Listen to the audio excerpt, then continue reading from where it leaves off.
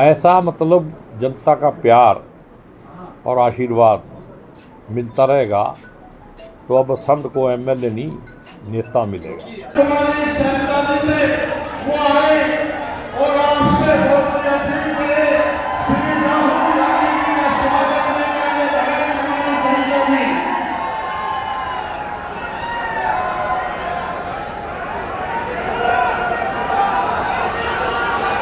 आने वाले समय में वो सब मिलकर चुनाव तक काम करेंगे। विधायक जी को दोबारा से फिर विधायक बनावेंगे। हरियाणा से इतने लोग अमेरिका क्यों जा रहे हैं, मेरे दिमाग में सवाल उठा। और फिर मैं डैलस में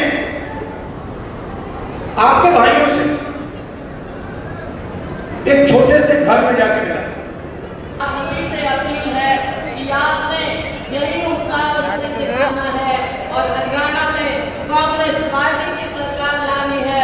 और यहाँ से भाई शमशेर गोगी जी को आपने भारी बहुमत और मतों से जिताना है और हमारे सभी प्रत्याशियों को जिताना है। आपका बहुत हमारी बहन कुमारी शैलजा जी, जिसके प्रति ये भारतीय जनता पार्टी वाले उल जलूल बातें बना रहे थे, उन सारी बातों को समाप्त खत्म कर दिया आज इस रैली ने। और एक असंध में आज चुनावी रैली है जिसे विजय संकल्प रैली का नाम दिया गया है। राहुल गांधी जो कांग्रेस पार्टी के नेता हैं, नेता प्रतिपक्ष है, वो इस रैली को संबोधित करेंगे। आप देख सकते हैं लाइव तस्वीरों के माध्यम से आज जो यहाँ पर जन सैलाब उमड़ा हुआ है, काफ़ी संख्या में लोग यहाँ पर पहुँचे हुए हैं।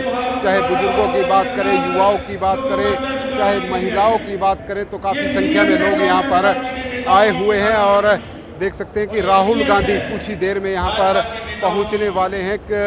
लेकिन यहाँ पर आप देख सकते हैं कि जितने भी कैंडिडेट करनाल ज़िले में हैं कांग्रेस पार्टी के, वो सभी मंच पर मौजूद हैं। हम आपको बता दें कि शमशेर सिंह गोगी जो असंध से विधायक हैं, कांग्रेस पार्टी के प्रत्याशी हैं और इस समय वो मंच पर मौजूद हैं। देख सकते हैं उनके साथ जो करनाल से प्रत्याशी हैं सुमिता सिंह, वो यहाँ पर मौजूद हैं। और पानीपत जिले के चाहे बलबीर वाल्मीकि की बात हो, वीरेंद्र बुल्ले शाह की बात हो, और भी यहाँ पर नेता मौजूद है। सुरजीत राणा चेयरमैन यहाँ पर देख सकते हैं कि वो मंच का संचालन करते हुए नज़र आ रहे हैं। पूर्व विधायक बख्शी सिंह मौजूद हैं और आप देख पा रहे हैं कि यहाँ पर इस मंच पर बजरंग पुनिया भी मौजूद हैं, पूर्व विधायक राजरानी पूनम मौजूद हैं। तो काफ़ी संख्या में यहाँ पर लोग भी इस रैली में राहुल गांधी को देखने के लिए, उनको सुनने के लिए यहाँ पर पहुँचे हुए हैं। देख सकते हैं लाइव तस्वीरें इस समय नमस्ते भारत न्यूज़ पर। हल्के का विकास हो सके और हमारे बड़े भाई श्री बख्शी सिंह जी, जिन्होंने यहाँ काफी काम करवाया और भी काम करवाया। राहुल गांधी की ये विजय संकल्प रैली आज असंध में आयोजित हो रही है। देख सकते हैं लाइव तस्वीरों के माध्यम से यहाँ पर काफ़ी संख्या में लोग यहाँ पर उमड़े हुए हैं और फिलहाल बरसात भी चल रही है। और देख सकते हैं खचाखच भरा हुआ ये नई अनाज मंडी का शेड है और आसपास भी लोग यहाँ पर दिखाई दे रहे हैं। राहुल गांधी आज यहाँ पर पहुँचे हैं, बड़ी संख्या में लोग यहाँ पर पहुँचे हुए हैं। हालांकि सुरक्षा के यहाँ पर चाक चौबंद प्रबंध जो है वो प्रशासन की तरफ से किए गए हैं। लाइव तस्वीरें इस समय नमस्ते भारत न्यूज़ के माध्यम से देख पा रहे हैं, इन्हें आप शेयर जरूर करते रहें।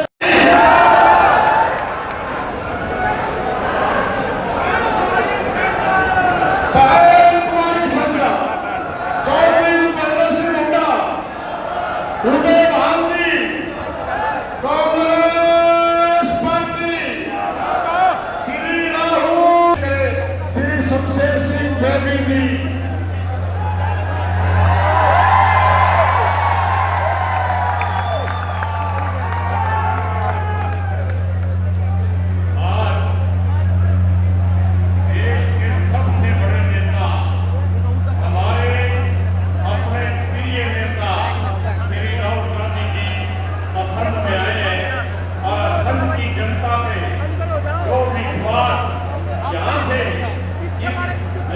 की कैंपेन का शुरुआत करके उन्होंने किया है, उसके लिए असम की जनता की तरफ से मैं उनका आभार व्यक्त करता हूँ। आप सबने राहुल जी का विश्वास जो है उसको कायम रखना है और पूरे हरियाणा के अंदर आपके पंजे को अपना कैंडिडेट मान के आपके पंजे को जिताना है। और मैं आपका स्वागत करते हुए सभी सम्मानित मंच, सभी नेतागण, मैं राहुल जी एक बात आपको बताना चाहता हूँ। राजीव गांधी जी के साथ मैंने काम शुरू किया था और आपके साथ जाके भगवान चढ़ाए। मैंने कांग्रेस की सेवा किया, उसका आपने मुझे अवार्ड दिया है, रिवार्ड दिया है, उसके लिए भी मैं आपका धन्यवाद करता हूँ और असम की धरती पे आपका बहुत बहुत स्वागत करता हूँ। प्यार में यहाँ खड़े और पूरे हरियाणा के लोग आपके साथ चलेंगे। बहन कुमारी शैलजा जी, वीरेंद्र सिंह हुड्डा जी, उदय भान जी, सभी जो नेतागण आए हैं, सभी का मैं स्वागत करता हूँ। जय हिंद, जय भारत।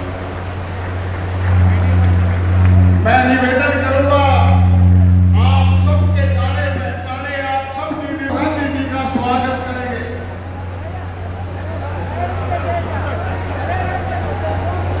देश के महान आए भारत परिवर्तन करने के लिए और जो आप सबकी बेटा बहन को अपील करें, श्री राहुल गांधी जी का स्वागत करने के लिए बहन कुमारी शैलजा जी।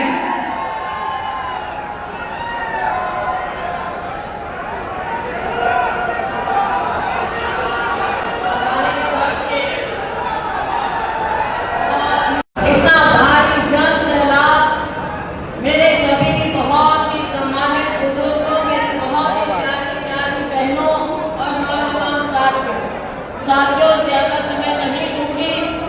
पहले भी आपके बीच में आए हैं, थोड़े दिन पहले ही गोविंद जी के नामांकन पर जब आए तो आप लोगों का उस दिन उत्साह और जन समूह ये साबित उस दिन आपने कर दिया था कि यहाँ पर एक तरफा भाई गोविंद जी की जीत होने वाली है। कांग्रेस पार्टी का परचम इतना ऊंचा लहरा दिया है, जो बोलते हैं ना कि मार्गदर्शन में इतना ऊंचा कर दिया है कि आज उनके सामने कोई और नेता सामने टिक नहीं पा रहा है। अब उसके साथ आपने लोकसभा में देखी कि जब राहुल गांधी जी खड़े हुए बोलने के लिए आपकी आवाज को उठाने के लिए, तो माननीय प्रधानमंत्री जी नरेंद्र मोदी जी न जाने 10 बार खड़े होकर भारी संख्या में भीड़ जुटी है यहाँ पर रैली स्थल पर। आप देख सकते हैं तमाम लोग यहाँ पर आए हैं राहुल गांधी के समर्थन में और कांग्रेस पार्टी के समर्थन में। जाहिर सी बात है असम हॉट सीट बन चुकी है, क्योंकि पहले यहाँ पर योगी आदित्यनाथ आए, अब राहुल गांधी आ गए, थोड़े दिनों में मायावती आ सकती है। और यहाँ पर देख पा रहे हैं राहुल गांधी चाहे वो छोटा दुकानदार हो, सभी लोग आज आप इस इंतजार में हैं और ये इंतजार की घड़ियां खत्म हो रही हैं। 5 तारीख को चुनाव हो रहा है। आप सभी से अपील है कि आपने यही उत्साह उस दिन दिखाना है और हरियाणा में कांग्रेस पार्टी की सरकार लानी है और यहाँ से भाई शमशेर गोविंद जी को आपने भारी बहुमत और मदद से जिताना है और हमारे सभी प्रत्याशियों को जिताना है। आपका बहुत बहुत धन्यवाद। जय हिंद।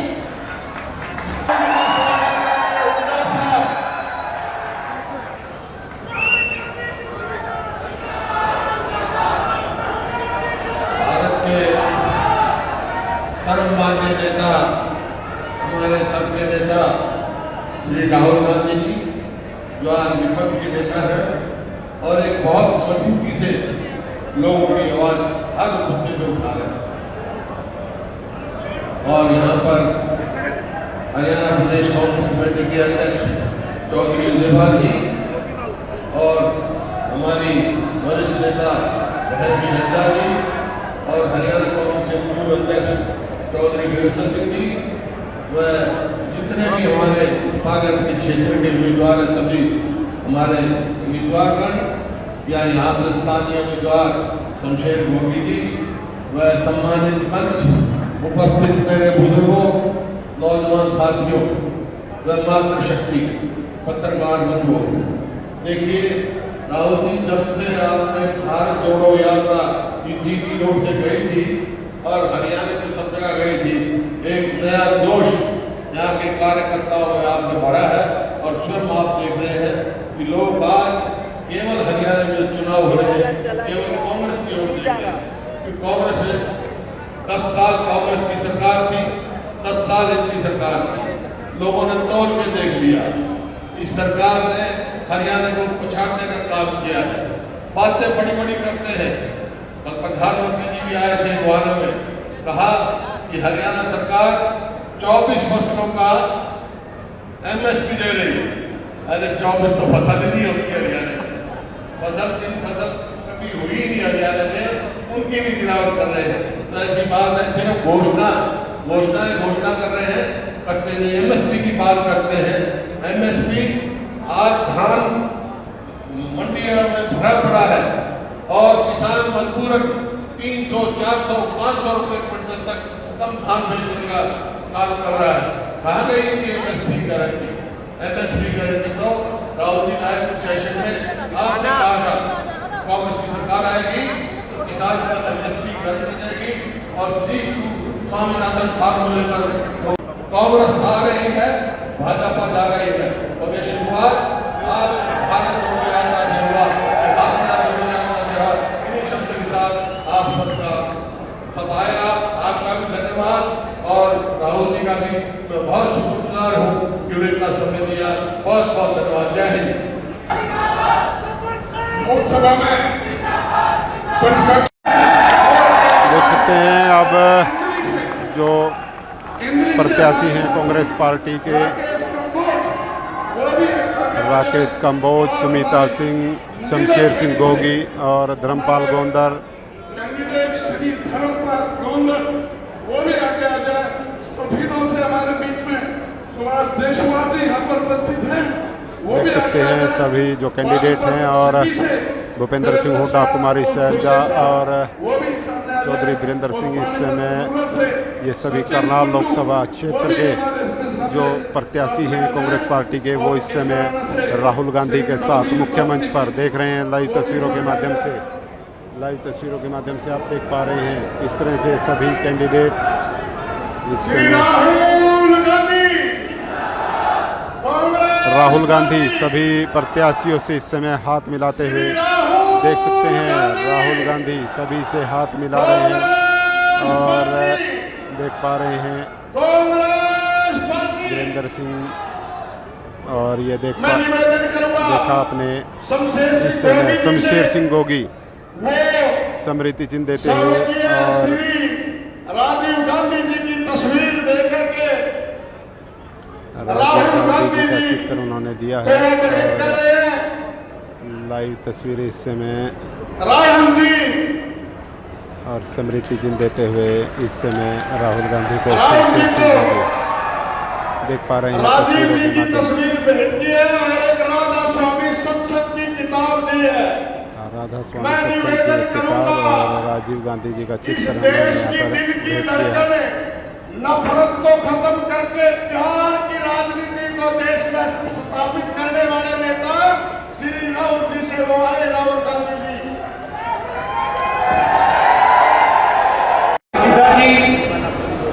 कुमारी शैलजा जी, वीरेंद्र सिंह जी स्टेज पे, कांग्रेस पार्टी के सीनियर नेता,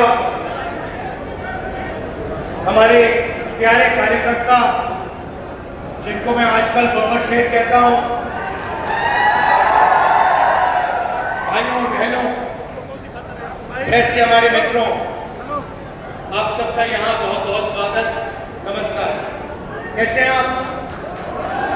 मूड कैसा है? नहीं सुनाई नहीं दिया मुझे।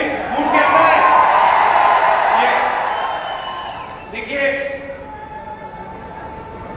आजकल ग्लोबलाइज्ड दुनिया है, सारे के सारे देश हवाई जहाज से, टेक्नोलॉजी से जुड़े हुए हैं। कुछ दिन पहले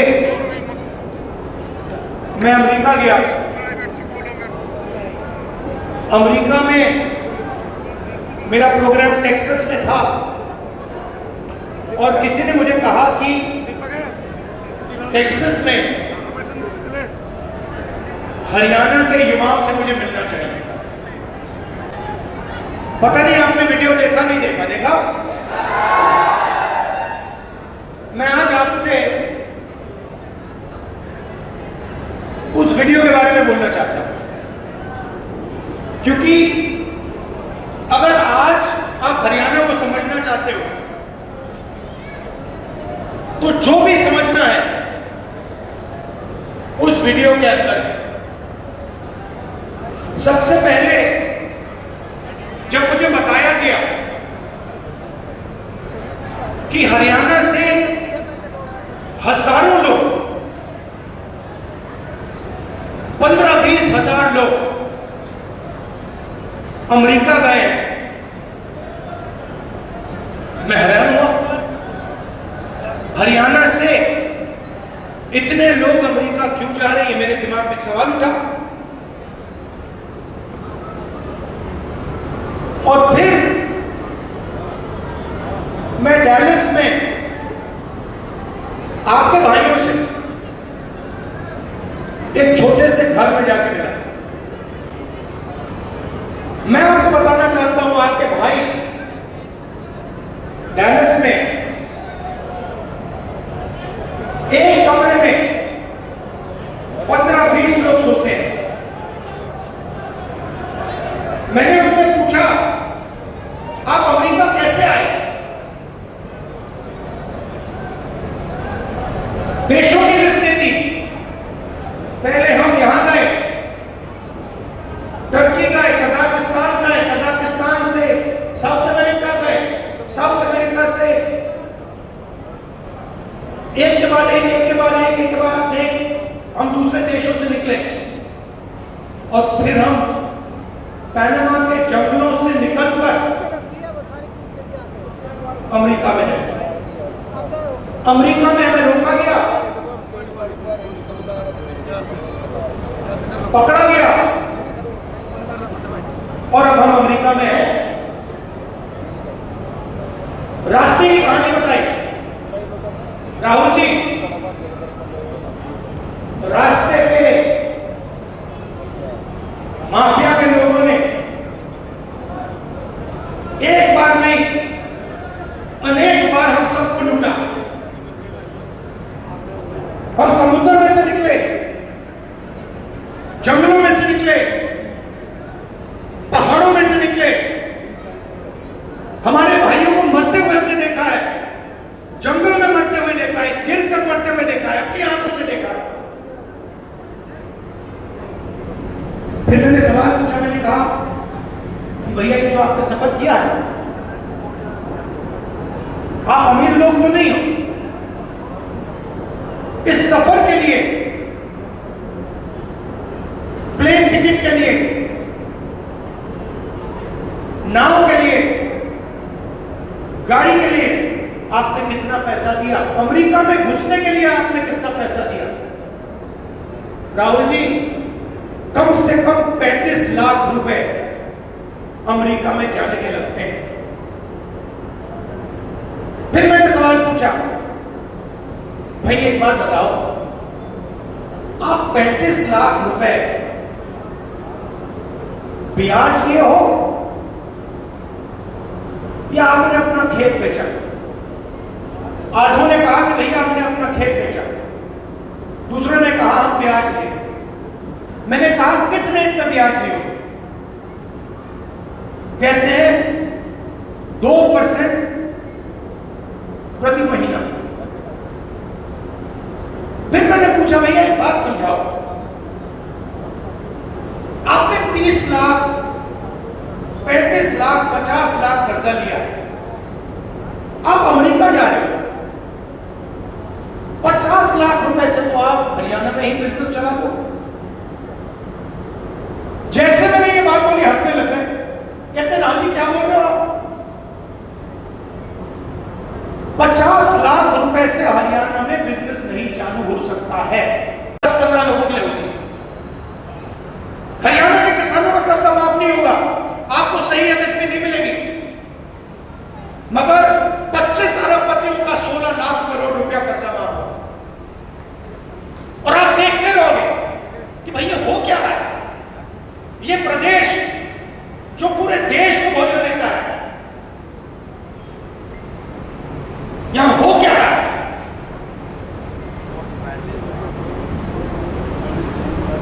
हरियाणा में ड्रग प्रॉब्लम है। उन्होंने मुझे बताया कि राहुल जी हरियाणा में ड्रग प्रॉब्लम बढ़ती जा रही है। गुजरात में अदानी के पोर्ट में हजारों किलो ड्रग्स पाया जाता है।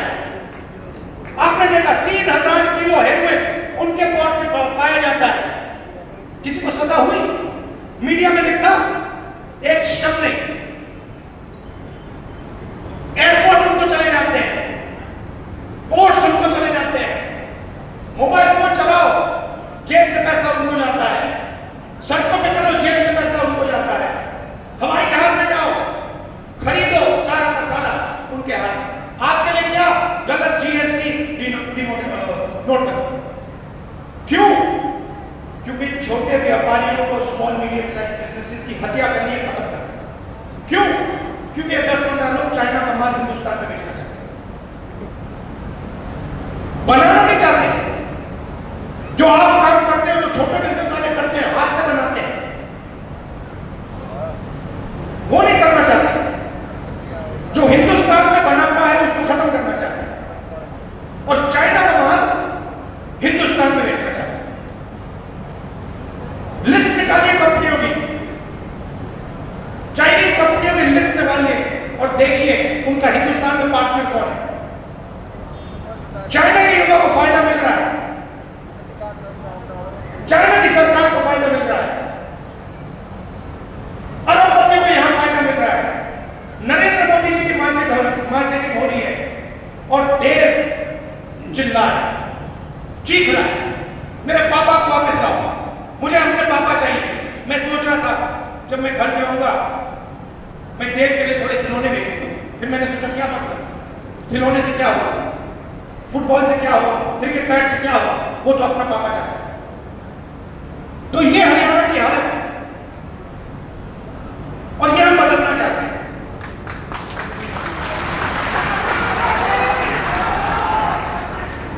यहां पे स्टेज पे पुण्याजी बैठे, ये और इनके जैसे लोग गोल्ड मेडल पाते हैं। मैं इनके जिम में गया, ये 24 घंटा लगे रहते हैं।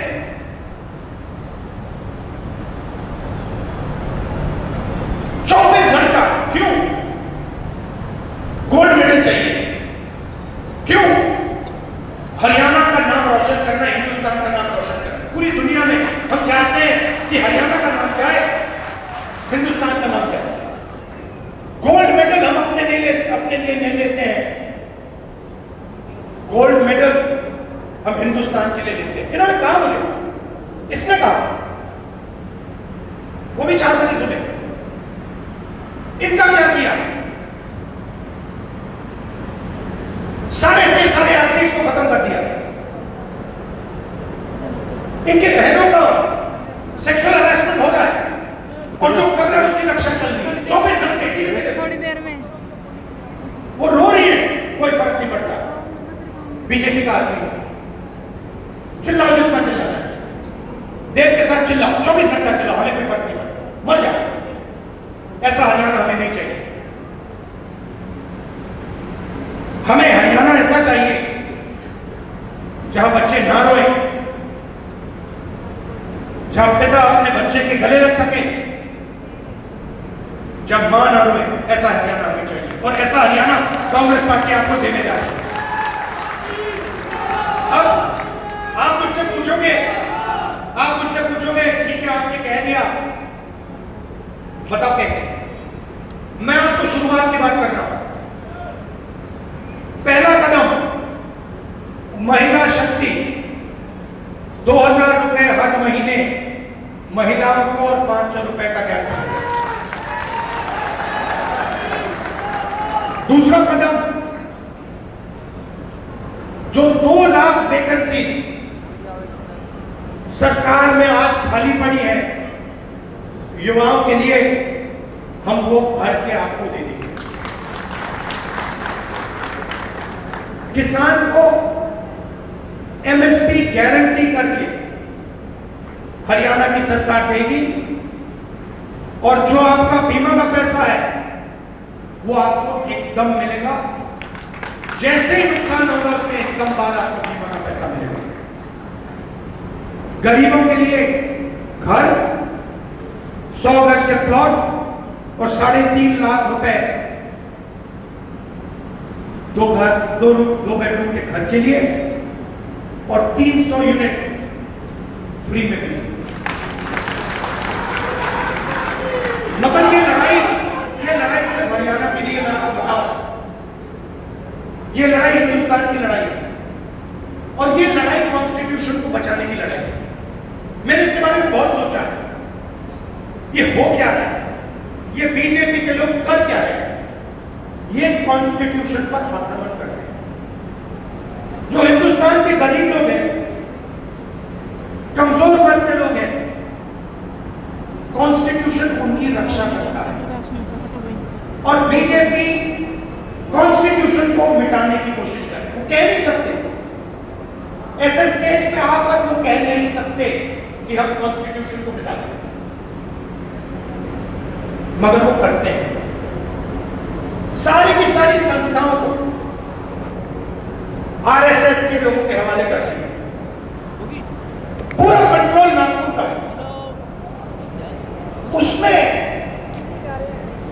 हिंदुस्तान के 90% लोगों के लिए कोई जगह नहीं। आप देख लीजिए, आप लिस्ट निकालिए, जिन जिन लोगों को आरएसएस ने हिंदुस्तान की संस्थाओं में डाला है, लिस्ट निकालिए, चार्टर में दे दूंगा। उसमें ना आपको एक ओबीसी मिलेगा, ना आपको एक दलित मिलेगा, ना आपको आदिवासी मिलेगा।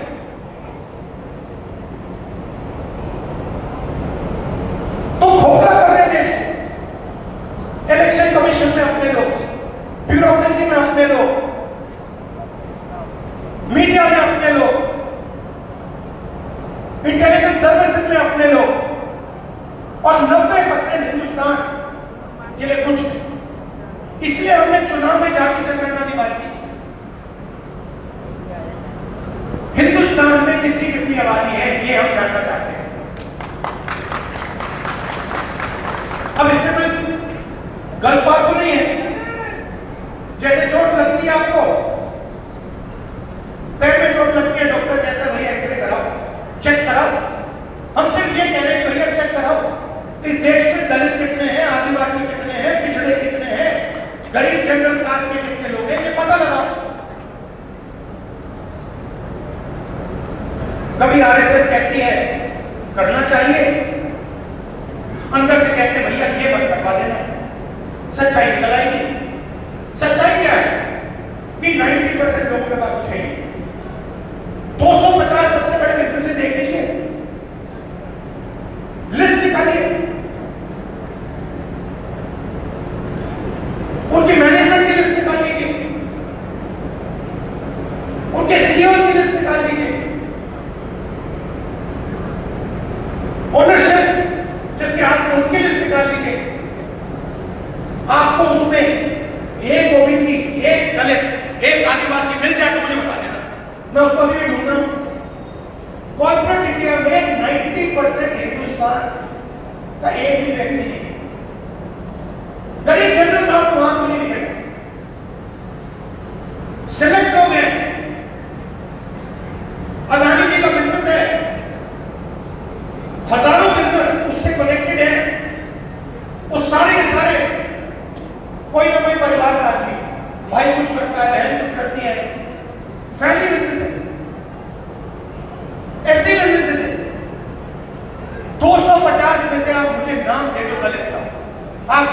दो आदिवासी का, आप नाम दे दो किसी नहीं है।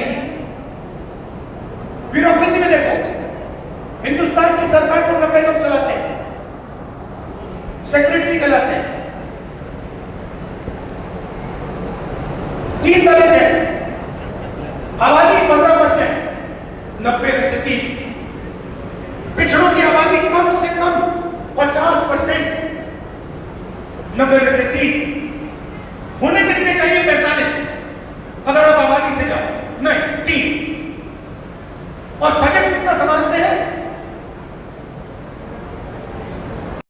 अगर हमने 50 लाख रुपए, ये 50 लाख रुपए हरियाणा में बिजनेस चालू करने के लिए लगा दिए होते तो हमारा बिजनेस फेल हो जाता। किसी ने ये नहीं कहा कि राहुल जी मैंने ट्राई किया, फेल हो गया। बेरोजगारी है, महंगाई है। और जब उन्होंने मुझे बोला, मुझे दुख हुआ। मैंने बोला राहुल जी, हरियाणा में हमारे जैसे लोगों के लिए अब कुछ नहीं बचा है। अगर एक युवा गरीब है, अरबपति का बेटा नहीं है, तो ना उसे बैंक लोन मिल सकता है, ना वो बिजनेस चालू कर सकता है, ना वो पब्लिक सेक्टर में जॉब पा सकता है, ना वो आर्मी में जा सकता है। एक के बाद एक, एक के बाद एक, एक के बाद एक, एक के बाद एक, सारे दरवाजे आपके बंद कर दिए गए।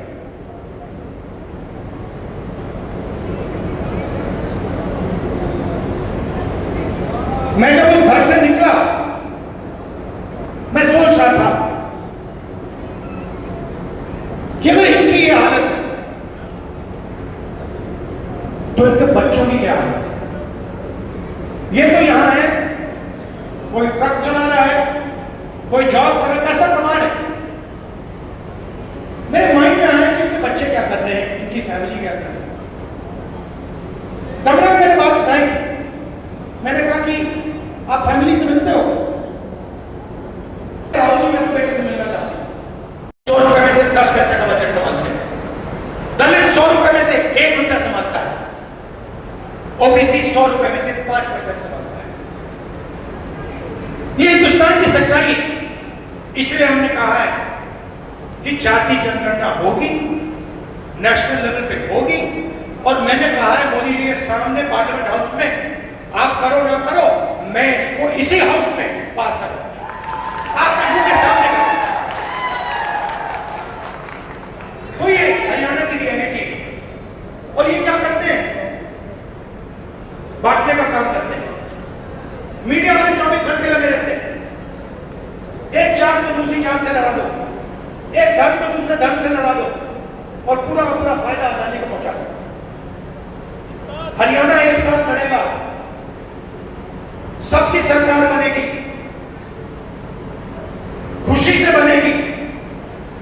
चुनाव में कांग्रेस पार्टी स्वीप करने जा रही है, स्वीप करने जा रही है, आगे आ रही है। और हम सबकी सरकार बनाएंगे, किसी एक की सरकार नहीं होगी, पूरे हरियाणा की सरकार होगी। इसमें सबकी इज्जत होगी, सबकी रिस्पेक्ट होगी, सबकी जगह होगी।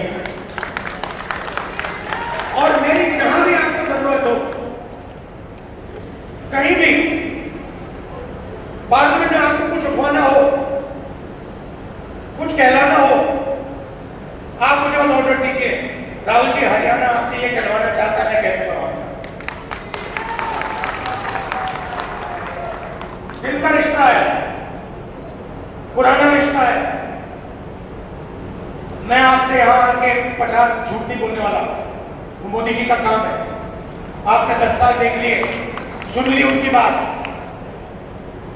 आमदनी दुगनी कर दूंगा, और फिर काले कानून ले आए, छोटे बिजनेसेस को फायदा पहुंचाऊंगा, नोटबंदी जीएसटी ले आए। उनका काम आप जानते हो।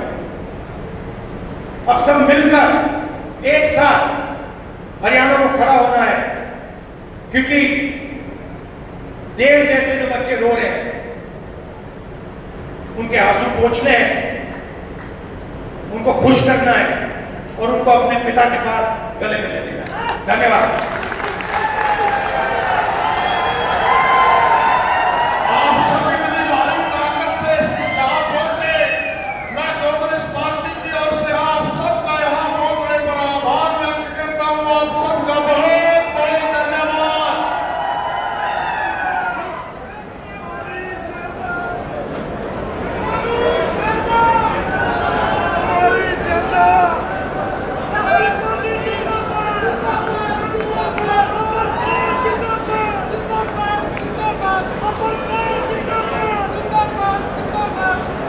आपके लोगों में देखने को मिला?